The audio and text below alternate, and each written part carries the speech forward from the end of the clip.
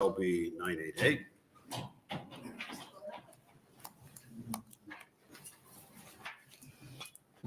Welcome to the Government Committee. Good evening.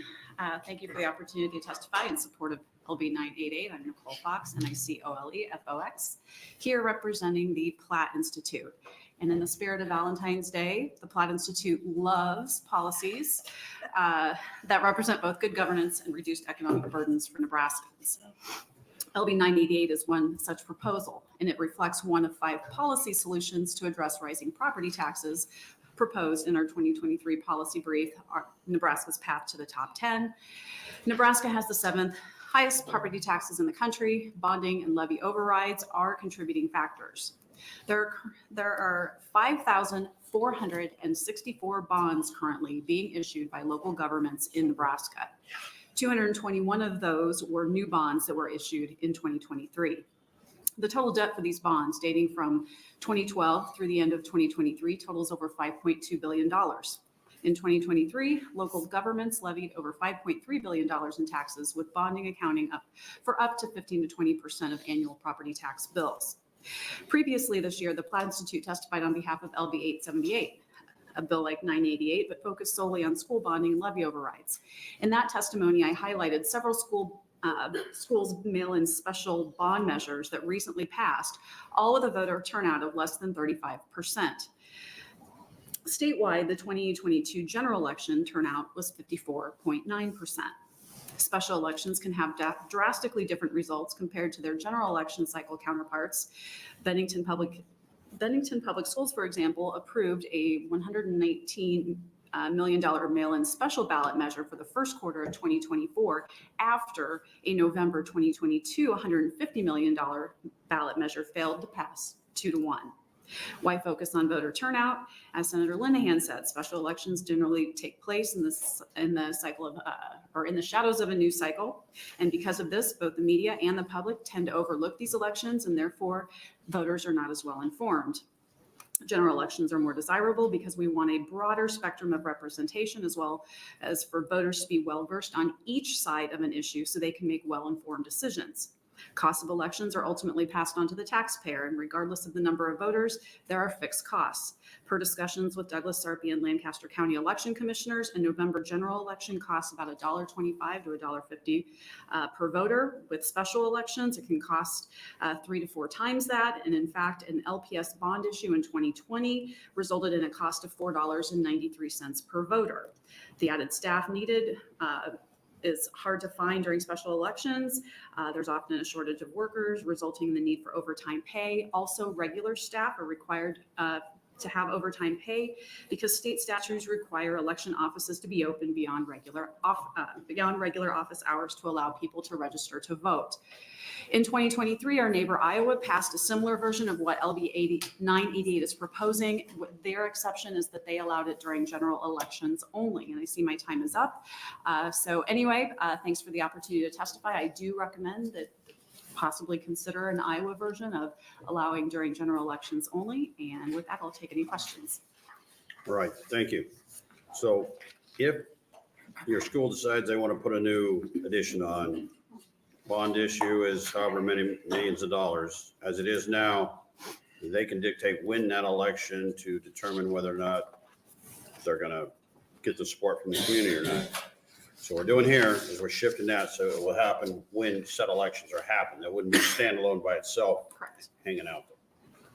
Okay, let's say we got questions. Questions?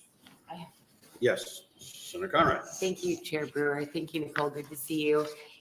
Just wanted, as you were testifying, I was thinking about this, and if you don't know the answer, we can follow up afterwards, or maybe somebody else who's here. But in sorting through the statistics that were presented in the hearing, and I think that we're all trying to make sure to think through that, and we have kind of a similar or parallel track on some of these issues working through the Education Committee as well. But one thing that I want to think more deeply about is, so when we have some of the special elections, I think it's an option perhaps for the county election official to decide how to conduct that to a certain degree. I'd have to go back and triple check. But I know that sometimes when they have those special elections in Lincoln, it's automatic. Every voter in the relevant jurisdiction gets a ballot. Then, of course, it's up to the campaigns or the voter to boost turnout and get them back in. Wherein, if we were, so conceivably, every single registered eligible voter is getting an opportunity to vote on it, whether they wish to or not. It's, I guess, the voter's choice, right? But if we move everything to a primary or general, we don't have everybody automatically gets a ballot except for the 11 all mail-in counties that are out there. So I'm just trying to kind of think through how it works, just kind of in practice, and whether or not that it's more representative or less representative in terms of the overall electorate. But I personally think that the more interesting questions you have on a ballot, the more that drives turnout and interest and engagement. So I kind of am thinking through it from both angles there. That's not really a question. Is your question is just kind of what is my opinion of that? Yeah, or just if you have a sense about, because in the special elections, I think a fair amount of them, every single voter gets a ballot. Mm-hmm. Yeah, I mean, in conversations I've had, I mean, there have been people that have reached out to Plaid, Okay. and some of their feedback about special elections is that they get a ballot and they make the assumption that, well, this is going to pass because special elections tend to be successful. And so instead of voting no, they throw their ballot away. Okay. And I think that's reflected in the fact that, like you said, every registered voter gets a ballot mailed to them, but the turnout is 30-35%, whereas with a general election, I think people are just more in tune to the fact that there is an election cycle. They're paying attention to the news, they're weighing both the pros and the cons of issues, and there's just other things drawing them to vote, whether they're voting early or traditionally, Right. or requesting a mail-in. That's very helpful. And if Yeah. you or Senator Linehan or others happen to have any information, because I think there's also just kind of a generalized, perhaps, fear that if we move everything to a primary or general election, that we won't see successful bond efforts in the future, and that may not, meet the community's needs or the school needs or what have you. And I don't know if there's any data that exists that shows whether or not the timing itself of the election indicates success. I mean, I think, if you have a clear example in your community, like I'm thinking of Lincoln, right? We needed new high schools. We Yeah. were growing at the seams. I'm guessing an effort like that would have been successful no matter when the bond was put forward. I mean, I can't say that for sure, but do you know if there's any sort of research out there that shows impact on result dependent upon timing of election? That I do not It know, might not but I mean, I exist. guess my don't know. thoughts, just Okay. my opinion would be, it might require schools to do a little bit more research and just be a little bit more judicious about the bond issue that they're putting forward, because I think the Bennington school example was a very good example in that in 2022 they were asking the voters for $150 million. The voters said no, so now they're coming back asking for less. And I know that there is a need. Bennington is growing by Right. leaps and bounds, like some of our other communities, and so I think maybe schools will do a little bit more outreach as to what their needs might be. Okay. Yeah. That's fair. Thank you. All right, additional questions, Senator Lowe. Thank you for being here. So you said that in a special election, they may, if they don't plan on voting, they may just pitch their vote. Those are comments that I've heard. Yeah. They feel like their vote is not going to matter. I mean, not that might not happen in a general election, but yeah, I think that is somewhat. So what you're saying then is in an election, a public election, the president not voting doesn't count. Okay. I can, well, yeah, that's probably another Yes. personal conversation, but yeah. All right, any additional questions? All right, thank you for your testimony. Okay, we're still on proponents to 988.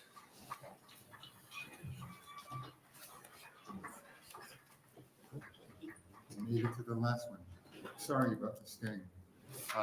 Again, I've got to mention, I wish we could get like a microphone so we could speak with dignity and like all this other disabled people instead of leaning over the table. And so I'm going to string them together. My name is Josephine Litvinowitz, JOSEPHINE LITWINOWICZ.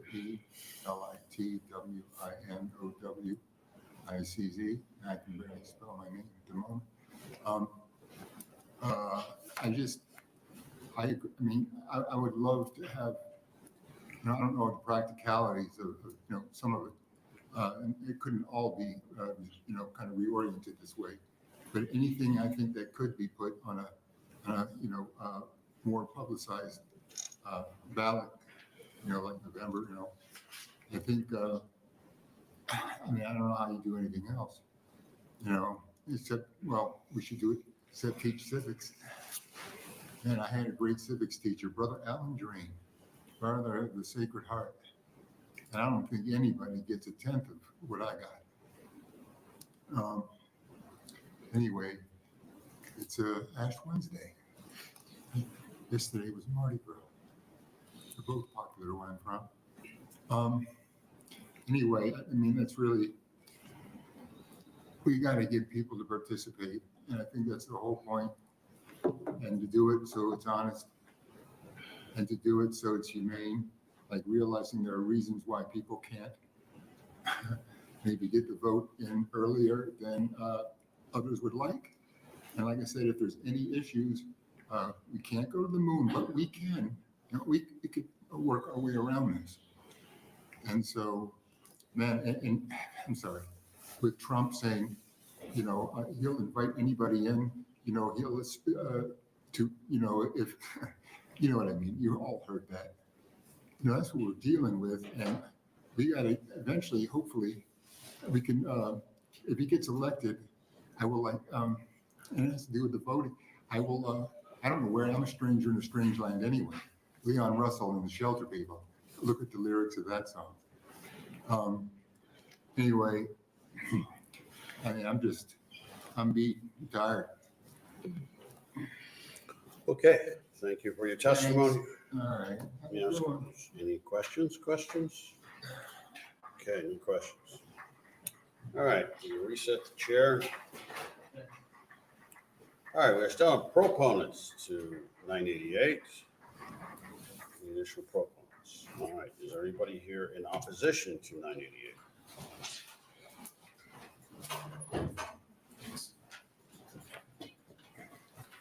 Welcome to the Government Committee.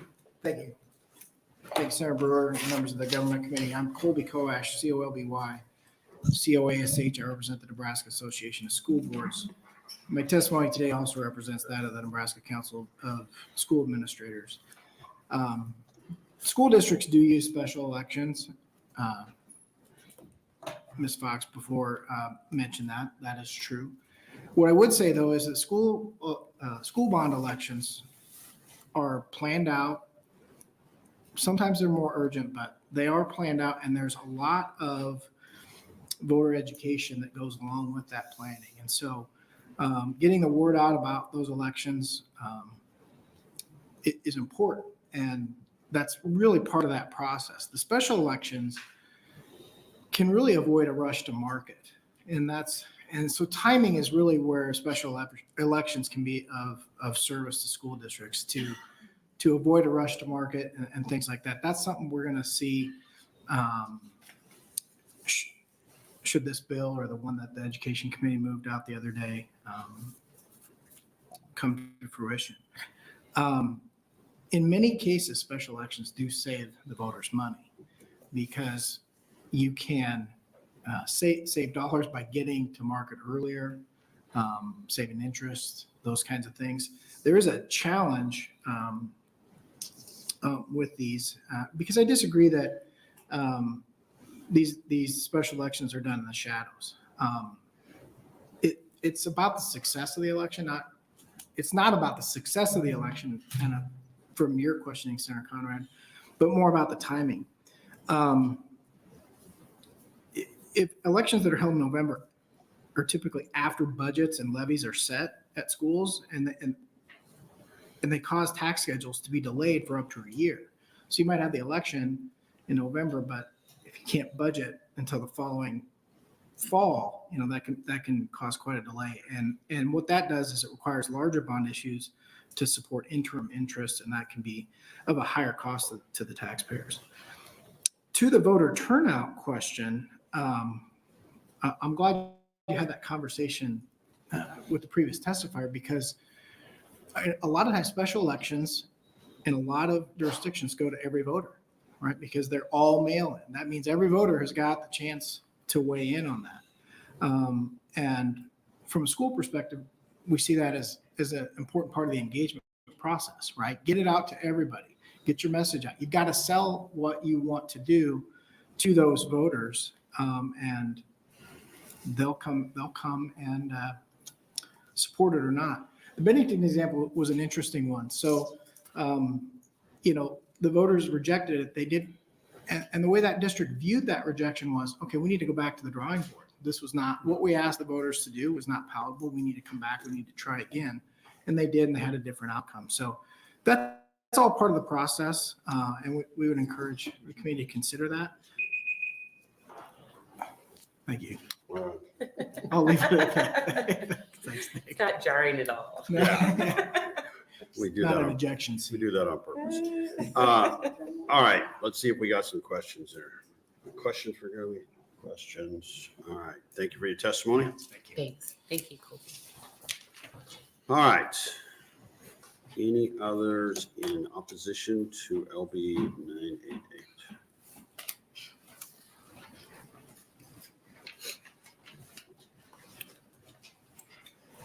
Welcome back to the Government Committee. Thank you.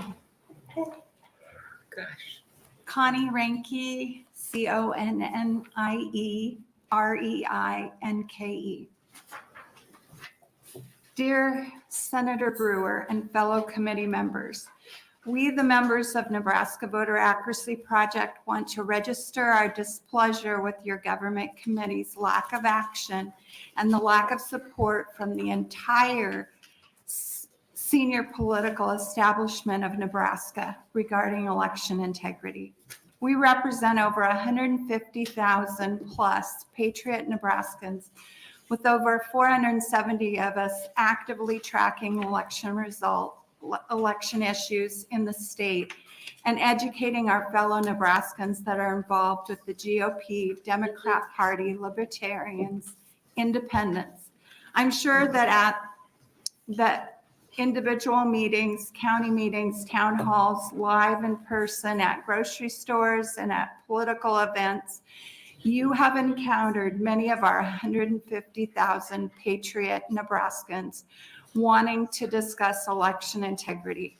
This will not stop until all of you begin to support live, in-person, valid, current photo identification with proof of citizenship, all of which is verified in person. In addition, this voting must be counted using live human encounters with each ballot image and displayed on the web for all to recount, both at the time of counting and posting on the county's website. We have explained to most of you, or most of your staffs, that election fraud in Nebraska is in every single county in the state. This is easily proved with easy to understand statistical analysis. This is proof. For any of you that don't understand this or would like an explanation, please call us at 402-408-3910, and I will schedule a time for you or your staff to fully understand what this means. Once the election challenges are understood, it's easy to understand that the primary election fraud method in Nebraska is mail-in votes, as mail-in votes do not require absolute verification that the person submitting the ballot is the person that is registered to vote. In Nebraska, there is no legal requirement that the person mailing the ballot be the voter. This leads to people that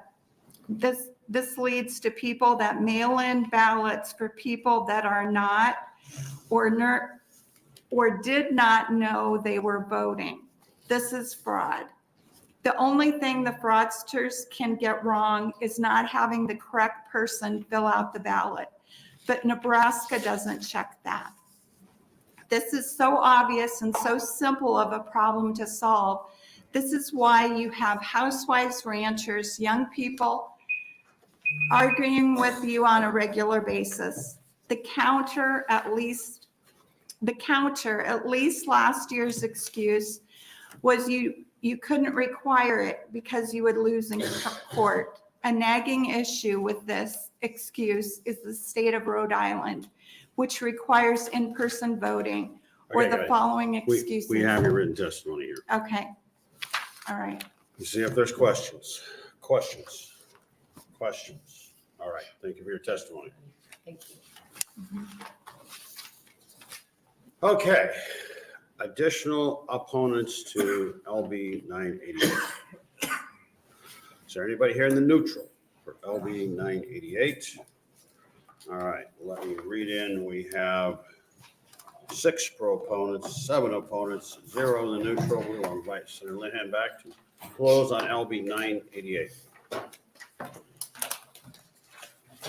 I'm just gonna, 2 little quick stories, and then, well, I'll go have Valentine's Day, or Ash Wednesday. I've done a lot of elections in my life in politics, and one of the ones that was most startling was when I ran Hagel's race in '96. And we lived in Omaha off 87th Street, and there was a coffee shop at 90th and 7th. And I would go there every morning because I smoked at the time, and I'd buy cigarettes and a cup of coffee, and I would listen to the coffee shop talk.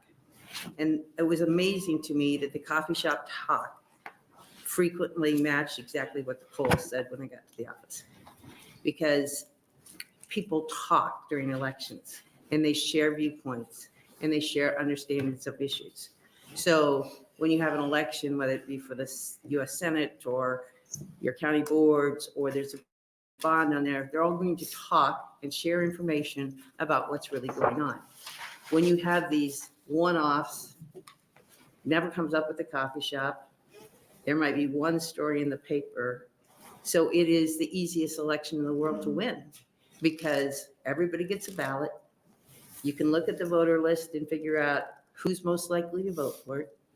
You compare that to the parents' list from each school. You hire a phone company or turnout company to call all those parents and say, if you don't vote for this bond issue, which you got in the mail yesterday, your kids are going to get hurt. You don't call anybody else. And you win. It's like a no competition thing. So that's one thing. It's got the second thing, and this, we heard this at education, I think, or no, another committee, but education, yes. And I understand this, but one of the reasons was, well, if we put it on, if we have a bond issue and the county has a bond issue, and then maybe somebody else has something else, the voters will add that all up and they're not going to vote for all of it. Exactly. It just we need people to talk about what, especially today when we don't have the media that we used to have covering local issues. We need people to talk to each other and understand, and it can go both ways, right? If the community feels it's a good thing, it'll pass. If the community feels it's not a good thing, it's not going to pass. So they need to stop. As Nicole Fox said, the amount of money that we're spending, understand a bond puts you in debt. And less than 20% of the people shouldn't put 100% of the people in debt. All right, thank you. Let's see if we get any questions. Yes, Senator Conrad. Thank you so much, Chair Brewer, and thank you, Senator Linehan, for bringing that forward. And I know we've had these conversations on education as well. And I think, the other thing that I just want to make sure to be clear about is that whether it's a special election or during a primary or a general, a campaign still has an ability to run a campaign. Right. they're still going to be running turnout models. They're still going to be doing phone calls or mails or canvas or all of the tools that are available to achieve your campaign objectives, right? So, you know, I definitely hear and understand what you're saying in that regard. And I think it's incumbent upon the campaign to make their case, whether or not it's, you know, something of value or benefit to the community for any ballot issue, whether it's bond or otherwise. But, okay, thank you.